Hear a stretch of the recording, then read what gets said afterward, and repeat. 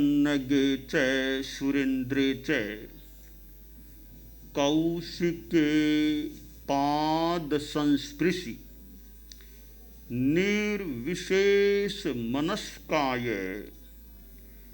श्री वीरस्वामिने नमः।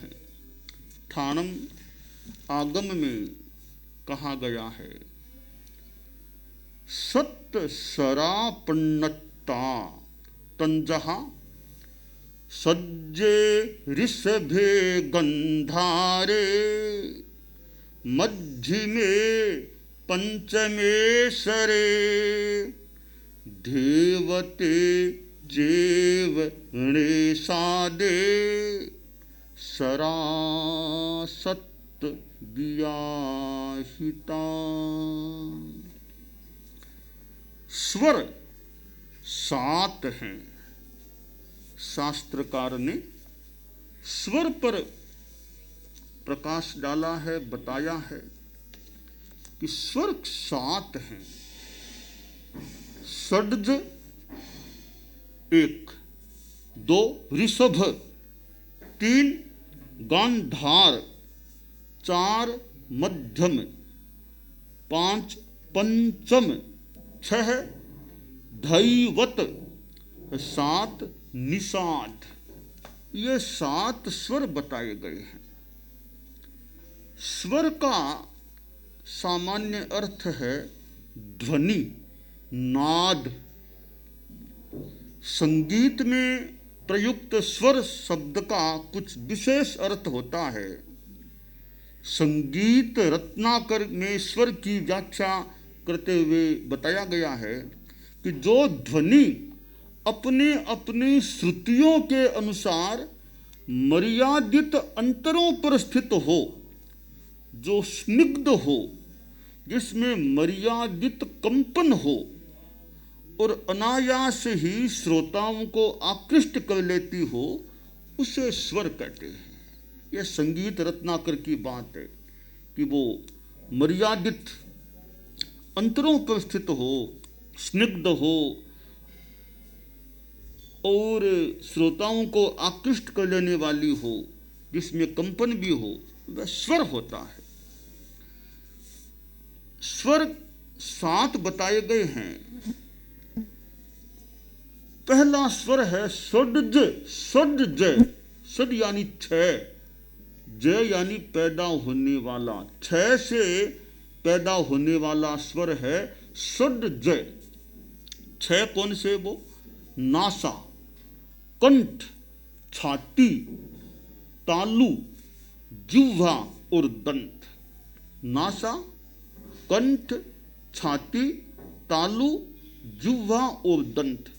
इन 6 स्थानों से उत्पन्न होने वाले स्वर को षड्ज, षड्ज कहा जाता है। यह पहला स्वर। दूसरा है ऋषभ। नासा, कंठ, छाती, नाभि। ऋषभ जो नाभि से उठा हुआ वायु कंठ और सिर से आहत होकर वृषभ की तरह गर्जन करता है, उसे ऋषभ स्वर कहा जाता है। ऋषभ यह दूसरा स्वर है। नाभि से उठा हुआ वायु कंठ और सिर से आहत होकर वृषभ की तरह गर्जन करता है, उसे ऋषभ कहा जाता है। तीसरा स्वर है गांधार।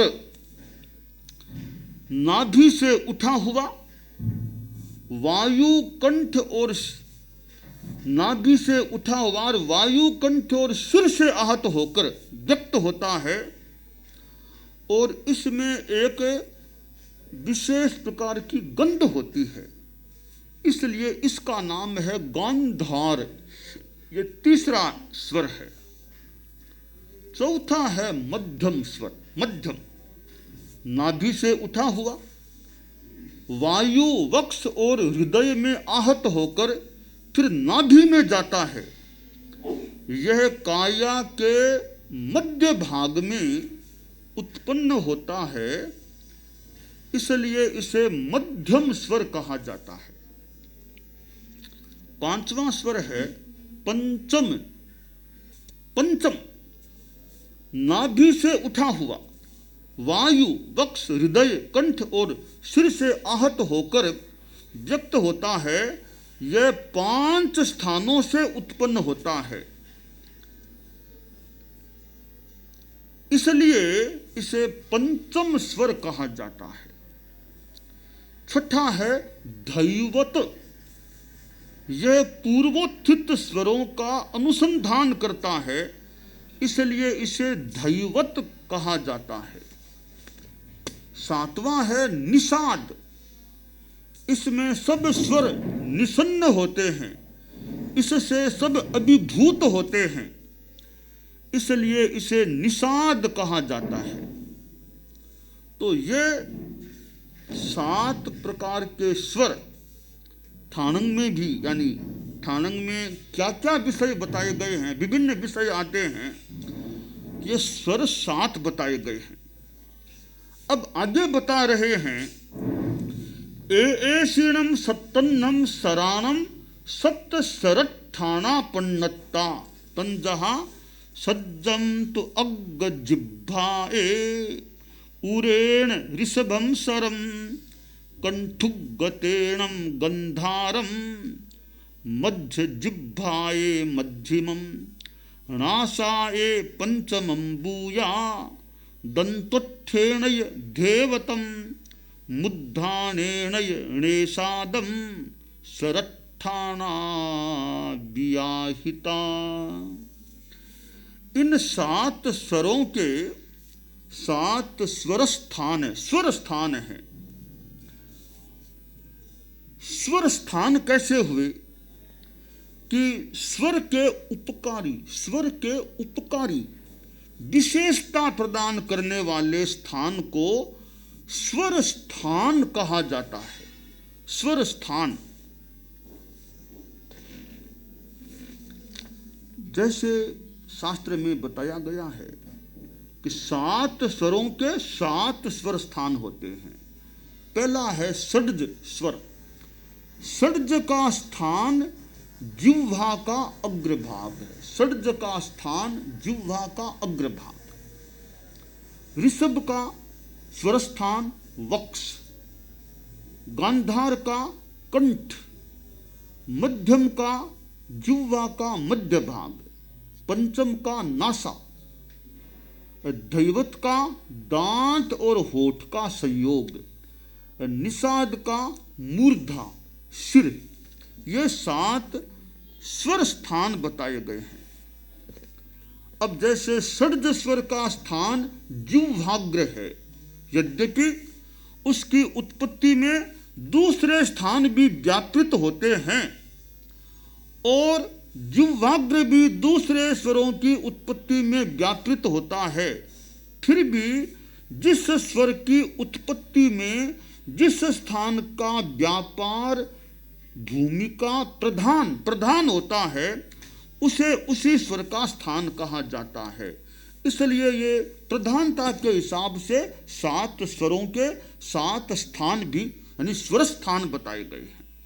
आगे शास्त्रकार बता रहे हैं सत्त सरा जीव निश्चिता पन्नत्ता तंजहा सज्जम रवति मयूरो कुक्कुड़ो ऋषभम सरम हंसो नदति गंधारम मध्यमम तु गवे लगा एह कुसुम संभवे काले कोयला पंचमम सरम छठम च सारसा कुंचा णेसायम सप्तमम गजो।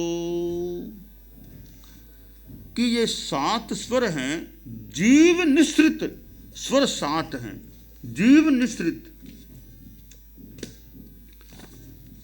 प्राणियों के नाम बताए हैं। षड्ज स्वर, मयूर मोर है, वह षड्ज स्वर में बोलता है। कुक्कुट है, वह ऋषभ स्वर में बोलता है। हंस गांधार स्वर में बोलता है।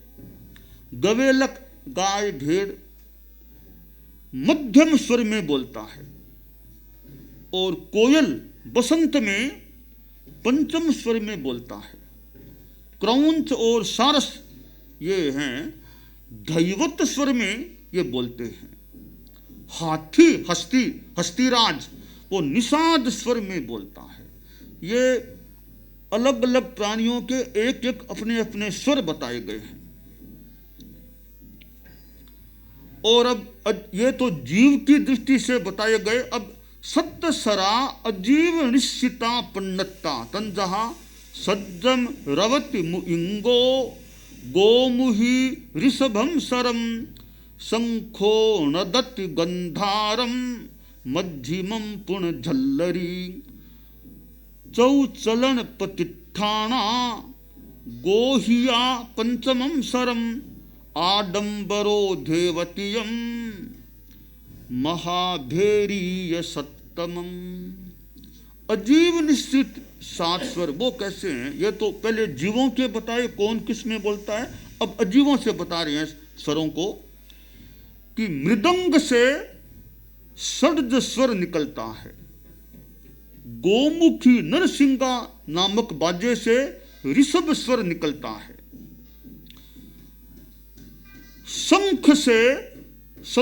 शंख से गांधार स्वर निकलता है, झल्लरी झांझ से मध्यम स्वर निकलता है, 4 चरणों पर प्रतिष्ठित गोधिका से पंचम स्वर निकलता है, ढोल से धैवत स्वर निकलता है, महाभेरी से निषाद स्वर निकलता है।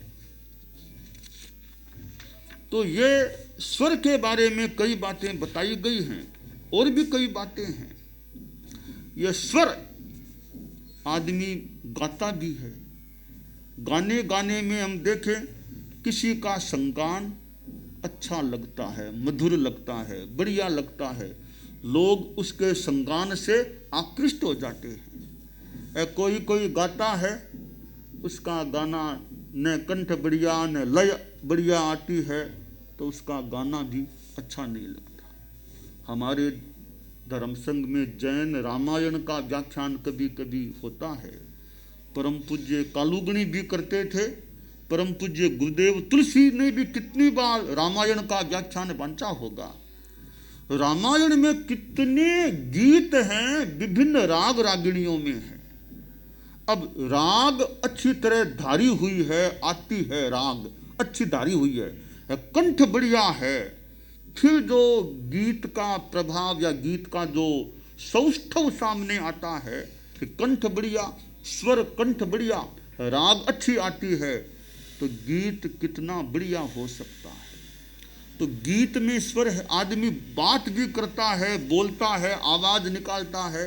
अब आवाज भी कैसी किसकी मधुर है, गंभीर है, कैसी है, पोली पोली है, कैसी अलग अलग प्रकार के। एक व्यक्ति बोलता है, आवाज में प्रभाव नहीं होता, एक आदमी बोलेगा, आवाज प्रभावशाली होती है। प्राणियों में देखें, त्रिजंतों में देखें, वो एक कौवा था, कौवा उड़ता उड़ता यूं जा रहा था, तो मार्ग में एक पेड़ पर कोयल बैठी थी। पूछा, भैया आज कहाँ जा रहे हो? बहुत जल्दी में, और कहाँ जा रहे हो, थोड़ी बात तो करो, क्या बात हुई?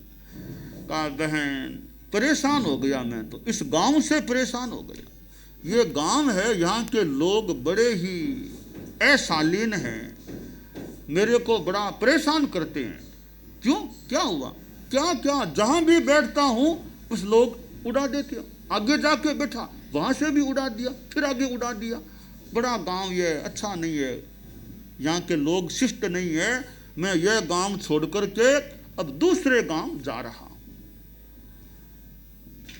बहन तुमसे मिलना हो गया, अच्छा हुआ, अब मैं आगे जा रहा हूँ। तो कोयल ने पूछा, भैया मिलना हो गया, बहुत अच्छा हुआ, एक बात पूछ लूँ? हाँ बहन पूछो, तुम तो बहन हो, पूछो क्या बात पूछना है। कि तुम स्थान गांव छोड़कर तो जा रहे हो, गांव तो छोड़ रहे हो, स्थान छोड़ रहे हो, ये क्राम क्राम करने की आदत छोड़ी या नहीं छोड़ी? कि बहन वो तो मेरी जमी हुई आदत है, वो तो नहीं छोड़ सकता।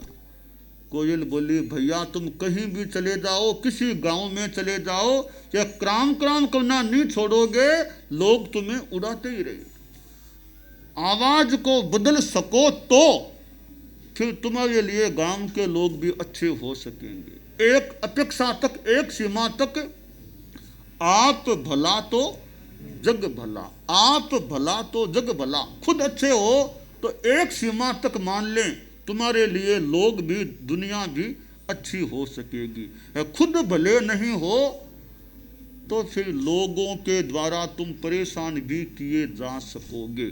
तो आदमी, जगत को तो बदलना मान लो मुश्किल काम है, संभव हो न हो, अपने आप को बदलने का प्रयास करे कि मेरी आवाज, मेरी बात की शैली, मेरा व्यवहार, मेरे मन में नैतिकता, अहिंसा, सच्चाई के प्रति निष्ठा, ऐसी अच्छी अच्छी चीजें मेरे जीवन में आ जाएगी तो मेरा जीवन अच्छा बन सकेगा।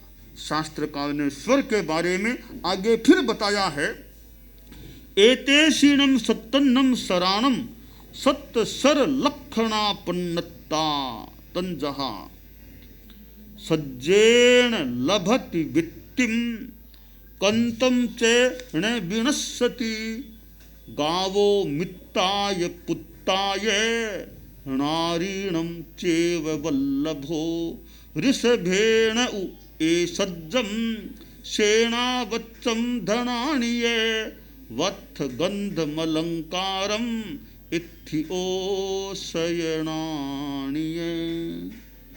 इन सातों स्वरों के स्वर लक्षण 7 हैं। शास्त्र में बताया है कि जो आदमी षड्ज स्वर वाला होता है, षड्ज स्वर वाले व्यक्ति आजीविका पाते हैं, उनका प्रयत्न निष्फल नहीं होता, उनके गायें, मित्र और पुत्र होते हैं, वे स्त्रियों को प्रिय होते हैं। ऋषभ स्वर वाले व्यक्ति को ऐश्वर्य, सेनापतित्व, धन, वस्त्र, गंध, आभूषण, स्त्री, शयन और आसन ये प्राप्त होते हैं।